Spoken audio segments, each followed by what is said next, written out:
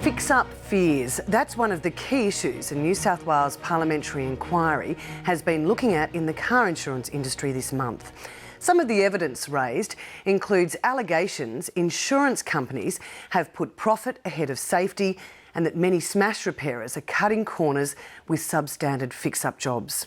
Tonight, motoring lobby groups are calling for urgent action to tighten industry regulation and better protect car owners. The motor insurance industry contends that current regulation is working well and repairers in New South Wales have a strong safety record. Elise Morgan has the story. When Paula Paresis was planning for a baby, she bought a new Holden Cruise. Small enough for her to handle, but big enough to fit a pram. And she insured it with Amy. But she hasn't been able to use the car since a crash 7 months ago. Today she's driving a borrowed car, while her car sits in a workshop. It was originally fixed by an Amy repairer. We ended up picking it up off memory November. They told me it was ready, but then I went to check my boot. Purposely, I bought this car was for the one finger close. The boot led Paula to get a second opinion at IVIC, a business in Western Sydney that inspects crash repairs. That seal is not sealing correctly, and when you drive the car, the vacuum of the back that's created at the back of the car is actually sucking exhaust fumes into your car, which ultimately is poisoning you with carbon monoxide poisoning. Adam Thomas is a fully qualified assessor. He used to work for NRMA Insurance, but says he was fired after he complained about some of its practices. He says the non-closing boot is the least of Paula's worries. That is, they have replaced the back panels, and when they've actually put them on the car, they didn't put them on in the correct position. Amy disputes his opinion, saying it's comfortable that the initial repair work had been done to specifications. Paula Paresis is not alone with her concerns. Where insurers are allowing substandard results back on the road. That certainly is something that can't be allowed to continue. Rami Dandan's Audi was involved in a substantial crash last year while his friend was driving. His insurer Amy was notified. Amy towed it to their assessment centre and had it quoted by two of their preferred repairers. The quotes came in at $17,000 and $24,000. Mr Dandan also had a licensed smash repairer he trusted, Amir Zareka, to provide him a quote. That quote came in at $61,000. Amy assigned the job to their preferred repairer, and despite Mr Dandan's surprise at the difference in the prices, he was happy with Amy's choice. I trust Amy. I gave him the car to fix it. And I had to wait for a long time for them to get the parts and all the stuff. They gave me the car as it's ready to be picked up. Then he drove the car back home and realised something wasn't right. He says the car broke down and he called the insurer who offered to come and tow it. Amy is one of the brands owned by Suncorp, one of Australia's biggest insurers. Nobody's perfect, and when you're repairing hundreds of thousands of cars, there will be very rare occasions where something does go wrong. Amy said that they would come and get the car and repair it. Would you let them? I would never let them do it again. In frustration, he had it towed to Mr Zareka's repair shop. The chassis is out. The frame of the vehicle, everything bolts on. It's out, it's not even repaired properly. That's the cross-member bolt. This is what actually holds the engine up and holds the rest of the suspension. Mr Zareka believes most parts used are recycled, which according to the MTA is unlawful. We require all of our repairers to adhere to the code of conduct and to adhere to manufacturer specifications when they're carrying out repairs. That's very, very clearly laid out to them. Mr Thomas believes the car is unsafe and unroadworthy. So if the bolt in there was now to snap, all the front suspension and engine would fall out of this car. Is that likely? If you were to hit a pothole, very likely. It's utterly dangerous. Amy assessors have reviewed the repair work and agreed to some rectifications. But Mr Dandan is reluctant for Amy to take the car again. It's dangerous to be driving on the road. I've got 3 kids. And I told them that on the phone when the car was broke down. I told them, like, imagine I've got my family in the car, you know what I mean, and something happened. They said sorry. What sorry is going to do for me? Again, we're happy to look at the car and look at whether it requires further work. Most repairers that we work with have a very strong commitment to quality, but cars are incredibly complex, and some repairers have a bad day on very, very rare occasions. What the wheel bearing is behind. Another unhappy customer is Kathy Hatzigeorgalis. Her car was smashed into by a semi-trailer.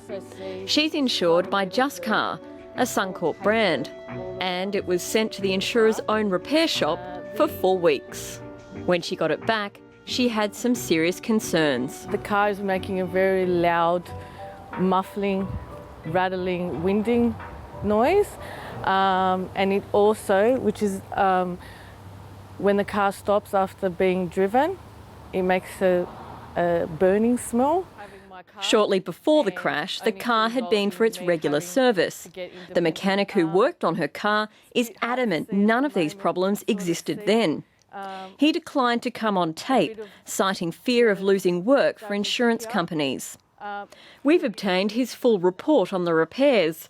It suggests serious faults with the wheels and brakes. Just Car took the vehicle back for 1 week to rectify the problems. Kathy says it came back in the same condition. We back every repair with a lifetime guarantee, which means that if something goes wrong, we do want to put it right and we do want to fix it. And we're happy to work with customers to make sure that happens to their satisfaction. This is not a story about one insurance company. The ABC has seen plenty more examples of questionable repairs, approved by different insurers.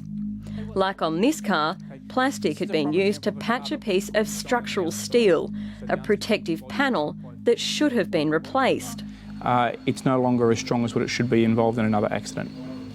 15 insurers in total are named on this document, which lists serious problems with repairs in the last couple of months. It's been compiled by the Motor Traders Association, which says it's growing rapidly each week. So why are there so many cars on the road with dangerously poor repairs?